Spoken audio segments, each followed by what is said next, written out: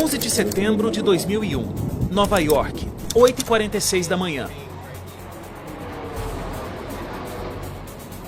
O voo 11 da American Airlines se choca contra a torre norte do World Trade Center.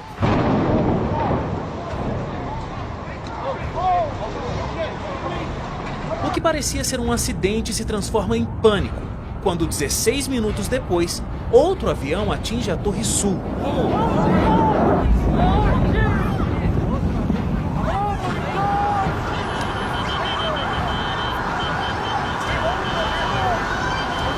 Era o início do pior dia da história dos Estados Unidos da América.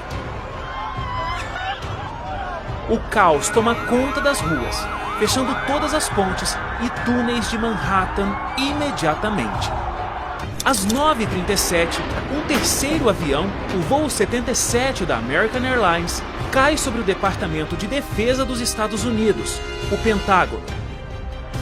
E em menos de 2 horas, o mundo assiste à queda das Torres Gêmeas.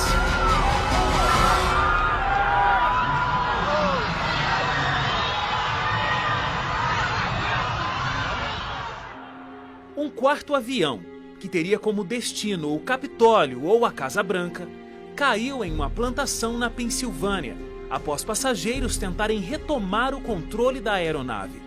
Os atentados terroristas de 11 de setembro tiraram a vida de quase 3.000 pessoas, deixaram mais de 6.000 feridos e afetaram a vida de bilhões, em um dia que ficou marcado na história e na memória.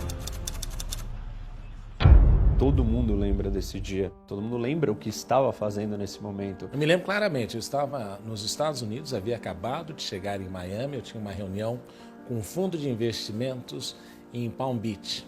Eu era embaixador do Brasil em Washington, estava me preparando para ir para o escritório, para a chancelaria, quando um colega meu telefonou e disse: olha, veja a televisão que um avião se chocou contra a torre. E eu fui atrás de uma televisão e aí eu vi exatamente quando o outro avião se chocou contra a segunda torre. Aí eu fui imediatamente para o escritório, para o meu gabinete lá, tentar falar com o presidente Fernando Henrique. Eu lembro exatamente do dia, do momento, chocado, prestando atenção naquilo que era algo totalmente inconcebível. Os americanos sempre acharam que os oceanos os protegiam e, de repente, internamente houve um ataque. Então, foi um momento muito interessante para estar nos Estados Unidos. O senhor continua ainda como embaixador lá nos Estados Unidos até 2004. Houve alguma ação especificamente com relação ao 11 de setembro? O que o Brasil contribuiu ou enviou mensagens ao presidente americano? Qual foi essa relação nesse período do ataque? O presidente Fernando Henrique imediatamente manteve contato com a embaixada americana em Brasília e me pediu para que eu transmitisse lá em Washington as condolências e a preocupação do governo brasileiro com esse fato inusitado. Pela primeira vez, os Estados Unidos estavam sendo atacados em seu próprio território. E eu antevia que haveria uma reação muito forte por parte das autoridades americanas, como de fato aconteceu. Os Estados Unidos, nesse momento do ataque terrorista, eles mantinham 31% de todo o PIB mundial. E existia uma grande distância ainda entre os próximos colocados. Realmente era uma superpotência econômica que dificilmente, naquele período, inclusive 2001, alguém poderia imaginar um ataque como esse, não é verdade, doutor? Essa ação toda foi muito bem concebida, no sentido de que os alvos eram o poder econômico, o poder militar e o poder político americano. Só fracassou o poder político, os outros 2 alvos foram alcançados. E a população americana e mesmo as autoridades americanas jamais podiam imaginar que isso acontecesse. Então, eu, naquele momento, ao conversar com o presidente Fernando Henrique, eu já adiantei a minha visão de que esse seria um fato marcante na sociedade americana, que traria grandes consequências de longo prazo e que os Estados Unidos não seriam o mesmo depois desse ataque de 11 de setembro. Você morou nos Estados Unidos por 7 anos, você chegou lá em 2002, então tinha acabado de acontecer o atentado e você viu toda a mudança que os Estados Unidos fizeram com relação à segurança. Você acha que, de certa forma, os americanos eles tiveram que abrir mão de uma certa liberdade em prol da segurança? No começo do pós-11 de setembro, houve uma troca, e essa troca é natural, né? A troca da liberdade pela segurança, ela existe desde o fundamento do Estado.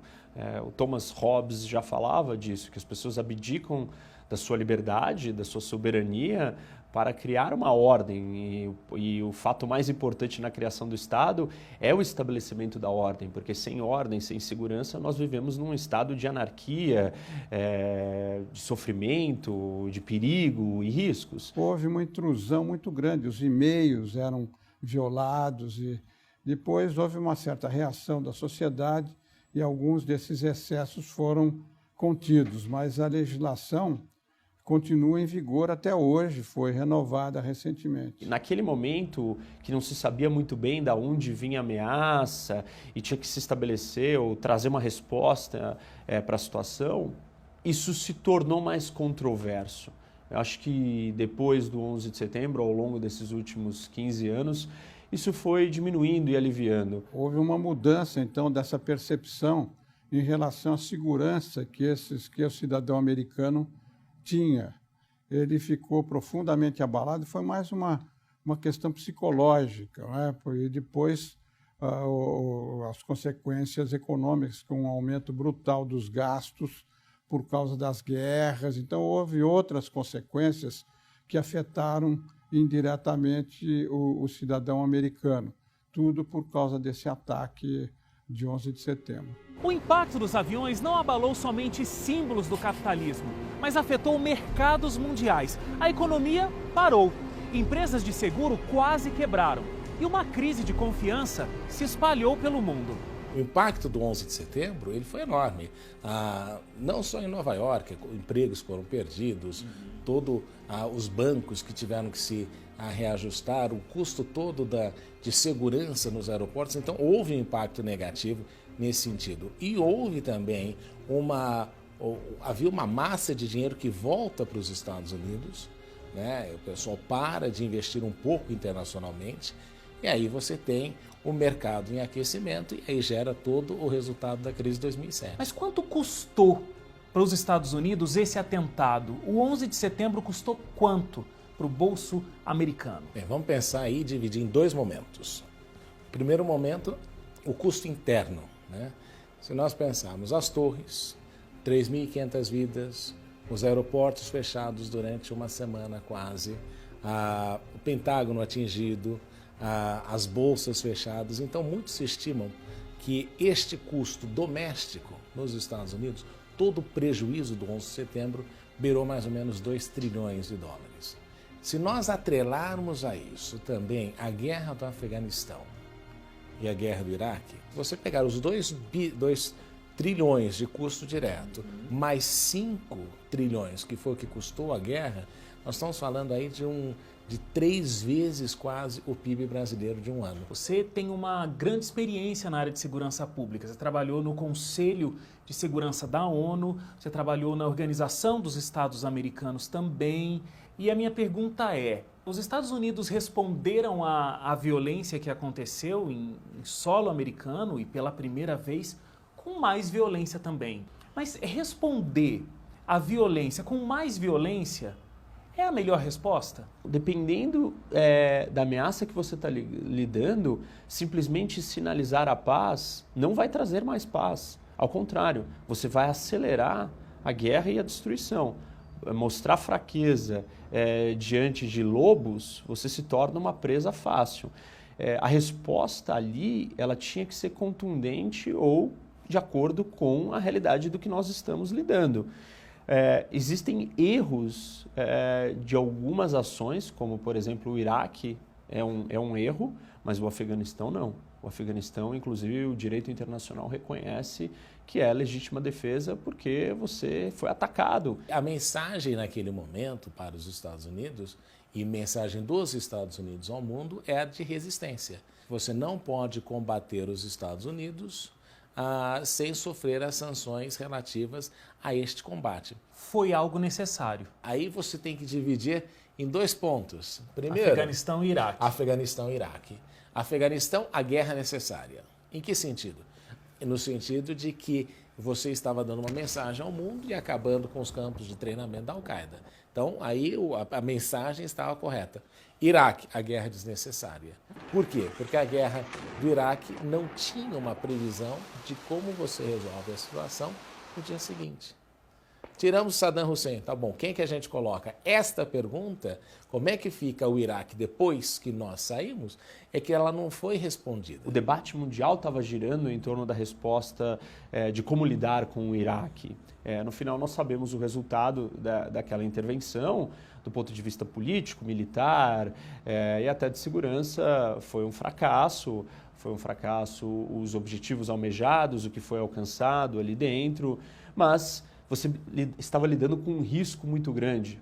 E a decisão de um líder e daqueles que governavam o país era, mesmo que a possibilidade dele ter armas de destruição em massa sejam muito pequenas, na era do terrorismo, o uso dessas armas causaria uma destruição, um impacto absurdo. Quer dizer, os Estados Unidos passaram a ter uma potência que agia unilateralmente, não se preocupava com a comunidade internacional. Isso criou muitos problemas, como nós vimos posteriormente, né?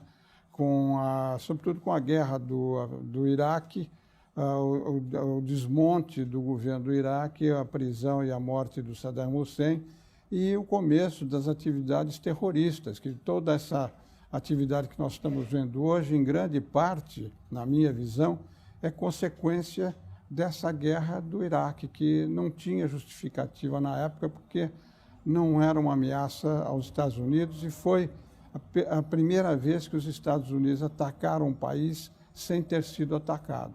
O medo de novos ataques fez com que diversos governos alterassem ou criassem uma lei antiterrorista.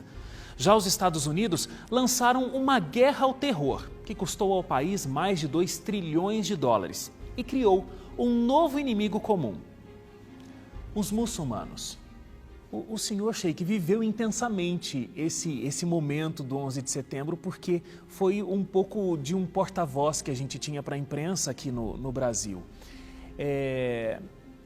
O senhor acha que foi aí que começa o preconceito contra o islamismo? Porque o atentado 11 de setembro ele foi arquitetado, ele foi pensado por uma organização fundamentalista islâmica que é a Al-Qaeda. Começou um preconceito a se acentuar ali. Os atentados de 11 de setembro foram um marco. Então, aqui inicia-se realmente uma década de onda de discriminação, de preconceito e a desconstrução do indivíduo muçulmano, porque toda hora era associado terrorista muçulmano, muçulmano terrorista.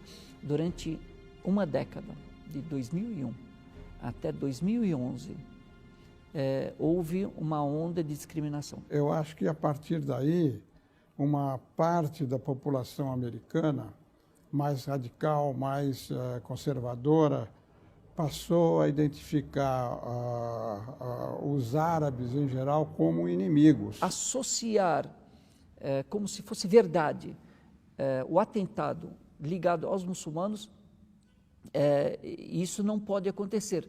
Nenhuma religião, nenhuma ideologia prega isso. Ela prega o bem.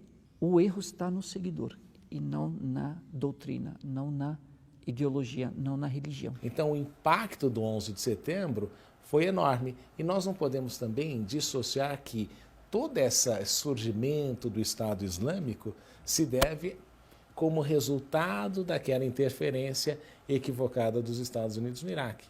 Então, o custo do 11 de setembro ainda se perpetua. Não só nos Estados Unidos, mas se perpetua pelo mundo. no mundo inteiro. A questão terrorista que você enfrenta hoje em dia na Europa, que é resultado de uma Síria que enfrenta problemas, uma inação dos Estados Unidos na Síria, aquela ação equivocada no Iraque, surge aquela ideia de um califado, esse califado tem acesso a invade cidades, tem acesso a campo de petróleo, tudo isso, e aí você cria totalmente uma receita de desastre, como a gente tem observado nos últimos anos. A gente tem conversado de vários fatores, várias mudanças no mundo, na área da segurança pública, na área da economia, na área da política internacional, na área do terrorismo, onde o mundo não foi o mesmo a partir de 11 de setembro. A gente pode dizer que é como se o 11 de setembro fosse um dia que ainda não terminou? Não terminou porque incitou e fez com que o terrorismo assumisse uma pele diferente. O que o 11 de setembro faz é aflorar esse terrorismo de natureza fundamentalista religiosa, que não é a religião, não é o islamismo, é uma caricatura do islamismo, e que de alguma forma ele ascende e cresce. E aí o que acontece? Por que é uma guerra que não terminou? Porque o impacto dela se faz sentir até hoje. Quando acontece uma grande crise, geralmente a gente tira alguma lição, geralmente tem algo que fica, que infelizmente aconteceu a crise, mas algo positivo ficou. Isso aconteceu com as grandes guerras que a gente teve, por exemplo. Com esse atentado do 11 de setembro, será que existe alguma lição aprendida? Existe algo de positivo que possa ser tirado dessa infelicidade? Os sábios muçulmanos falam "Fi kulli mihna minha". Em cada dificuldade há uma facilidade. Em cada problema você consegue tirar também algum proveito. E o que aconteceu de 11 de setembro foi uma das coisas boas que a gente pode, se existe, né? É também essa grande procura, essa pesquisa sobre a religião islâmica. Muitas lições. A gente pode olhar do ponto de vista social, político, militar, estratégico. Tem uma série de coisas para serem absorvidas. Hoje, no século XXI, o poder ele é difuso. Então, de repente, ter o maior exército, os maiores aviões, porta-aviões, a maior força bélica, não te garante segurança. E alguém com menos força é capaz de produzir um estrago muito maior. Essa imagem superior dos Estados Unidos, de alguma forma, abre aí a participação de mais agentes dentro dessa situação. Daí que surge a China. A ascensão chinesa vem nesse pacote em que muitos têm denominado isso como um processo de declínio dos Estados Unidos. Também houve um fortalecimento da identidade do muçulmano. Os próprios muçulmanos, os jovens muçulmanos, tiveram que afirmar ou reafirmar a sua identidade. Essa é uma das coisas que a gente aprendeu nessa crise e estamos aprendendo. Continua, é um conhecimento, é um treino contínuo. Depois de 11 de setembro, a nação americana nunca mais foi a mesma. O mundo não é o mesmo. Mas apesar de parecer que aquele dia ainda não terminou, já é possível ver os primeiros raios do sol se erguendo para um novo dia.